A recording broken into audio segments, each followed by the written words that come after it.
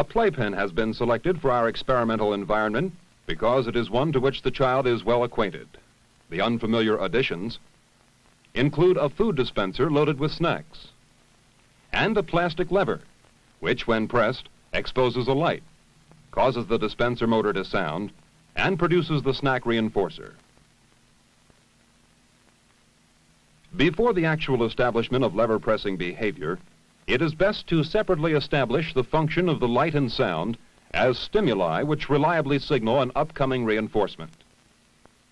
The child has already been trained to stand near the dispenser as individual snacks were dropped into the food tray, so that a number of activities dealing with the free exploration of the dispenser and whatever else is strange to the child have probably been positively reinforced. This encouragement, coupled with the familiarity of the surroundings in which it was given, will most likely forestall the occurrence of interfering emotional outbursts. However, since the light-sound combination has never been associated with food, any debilitating effects due to this sequence should first be determined, and if need be, any onset of emotional behavior should be allowed to adapt by repeating these pairings a number of times. Throughout this phase of training, the lever has been removed, but the relationship between the light, sound, and reinforcing stimulus is not altered. Dismounting the response mechanism allows us to concentrate upon one behavioral sequence at a time. During this phase of training, the target behavior that is sought is approaching the dispenser shortly after the onset of the light-sound stimuli. No recurring group of activities immediately preceding the action of the light and sound is singled out for reinforcement in order to avoid the building in of an unwanted form of behavior, which later may be found to compete with the lever pressing and which would greatly slow down its rate of acquisition. It is wise to proceed with caution, since inadvertently reinforced behaviors created during this phase of training cannot always be easily and efficiently eliminated later on.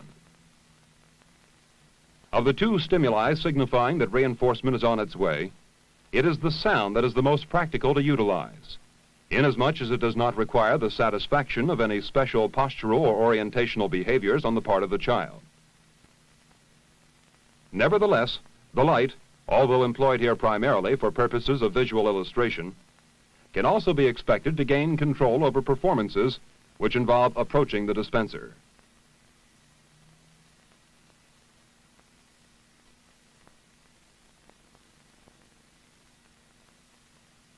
Many techniques are available to induce the first lever press. An adult could depress the lever and hope that similar action is imitated by the child.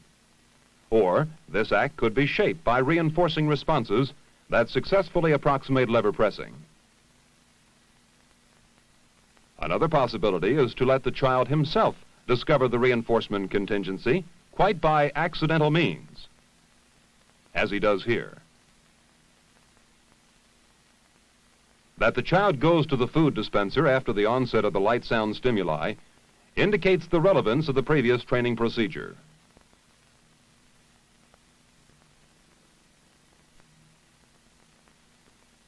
Now that the child is acquainted with his surroundings and a few lever presses have been reinforced, we can anticipate dramatic changes in the acquisition process. An increasing percentage of time will be devoted to behaviors which quickly produce the snack rewards.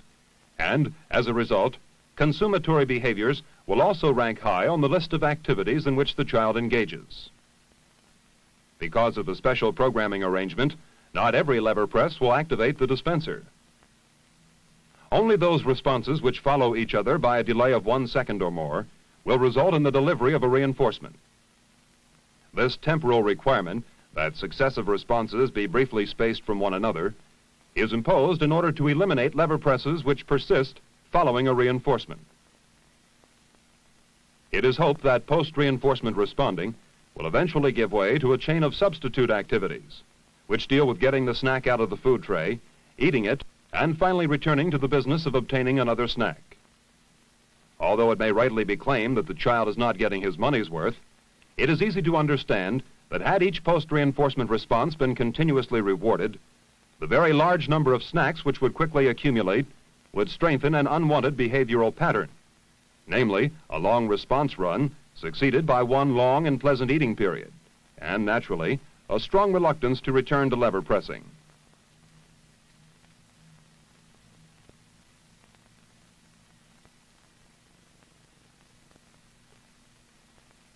As responding becomes more economical, we can intensify the frequency of lever pressing by dispensing snack reinforcements only after a certain fixed number of responses have been emitted.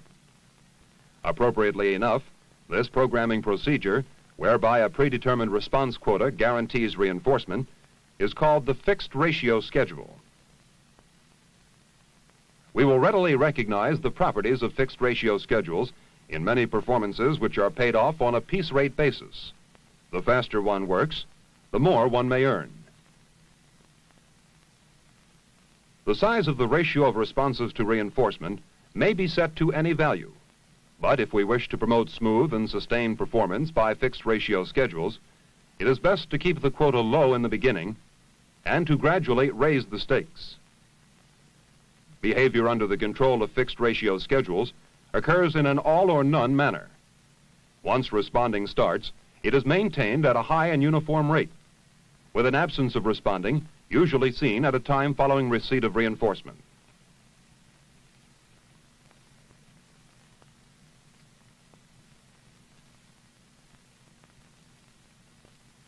Reinforcements can also be given following a range of ratio values, which, as shown in the next few sequences, will vary from 3 to 32 responses, and will have as an average ratio for reinforcements a value of 20 responses. Under this arrangement, known as the variable ratio schedule, reinforcements are still determined by the number of responses emitted, but this number will change from one reinforcement presentation to the next. Thus, unlike extended fixed ratio training, the organism will be unable to discriminate the size of successive ratio values. The result of variable ratio training is a sustained flow of behavior emitted at a vigorous and steady clip. Now that we have built a repertoire of high-rate responding, suppose we ask the child to drastically change his style and greatly slow down the pace. This may be done by not reinforcing lever presses, unless they are separated at an appropriate interval from each other. It will be recalled that this procedure was employed earlier to eliminate post-reinforcement responding. Then, as now, the child must wait a certain time before a response will be reinforced. Previously, the interval was meager, requiring only a 1-second wait. But now the delay conditions are made much more severe. The child must refrain from responding for at least 12 seconds if he is to earn a reinforcement. The behavioral history of control by fixed ratio and variable ratio schedules makes the task that lies ahead exceedingly arduous and frustrating. Every time the lever is struck, a clock is reset and begins again to time out. If no further responses are made, the clock will automatically run its course unhampered and count down to 0 seconds. Then a reinforcement is programmed, and the first response occurring any time afterwards will activate the dispenser. Thus, the child is actually penalized for responding before the timeout period, since each lever press resets the clock and postpones reinforcement.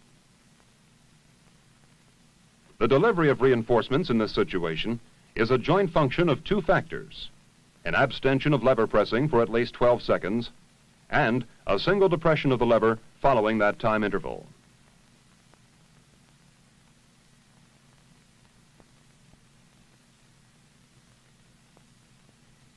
With continued exposure to the present contingencies, the length of successive periods of non-responding will get longer, thereby providing greater opportunity for reinforcements to be programmed.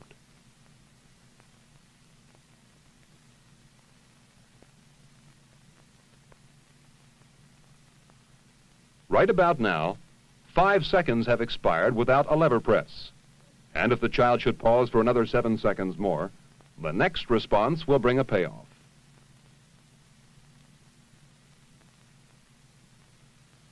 He got it.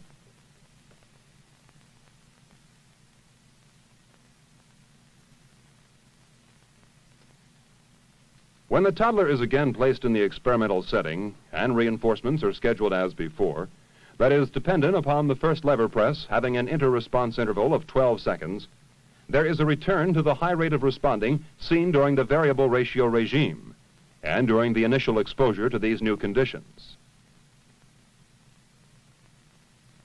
At this time, however, the child quits responding earlier, and some telltale signs that are occasionally associated with extinction make their appearance.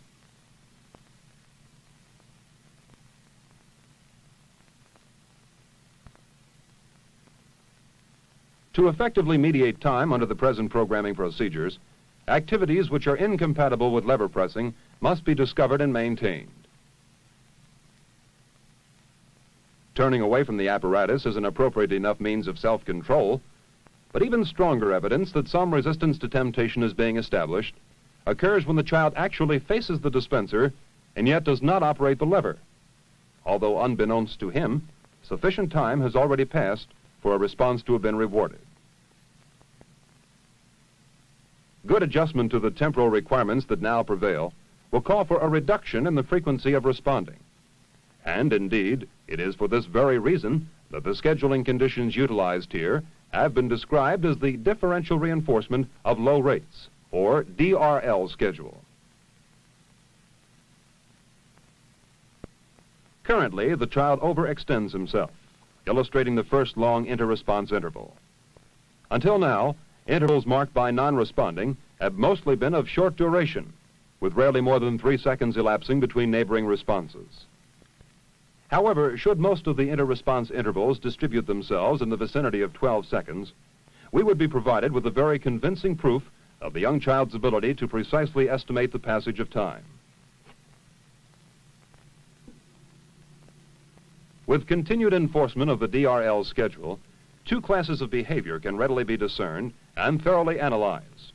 One dealing with the probability of the recorded response itself, and the other, a more general category, which encompasses all other activities aside from lever pressing.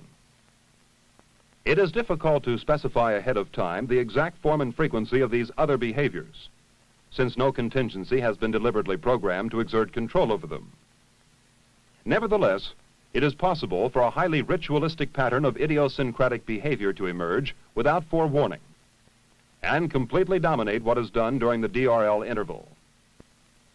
All that may be necessary for these time-consuming antics to grow in strength is a chance occurrence between them and a reinforced lever press. It is much too early to gauge the success of these accidental pairings and the life of the superstitions they foster. But even if these overt behaviors fail to materialize, there are many sources of internal stimuli which can help modulate the passage of time during the DRL schedule. A number of attempts must be provided in order to overcome the interfering behavioral effects produced by prior schedule conditions. The high rates of responding, formerly the occasion for increased likelihood of obtaining a reinforcement under the fixed ratio and variable ratio procedures, must now give way to the opposite rule. Stop responding, for when you respond too fast, you are lessening your chances of getting a reward. The child moves to a corner of the playpen, the same corner in which we found him at the beginning of the film, when we question why he behaved the way he did. Now, with an appreciation of his past history in this situation, and with an understanding of what the present reinforcement contingencies entail, we hope that you are better able to answer that question.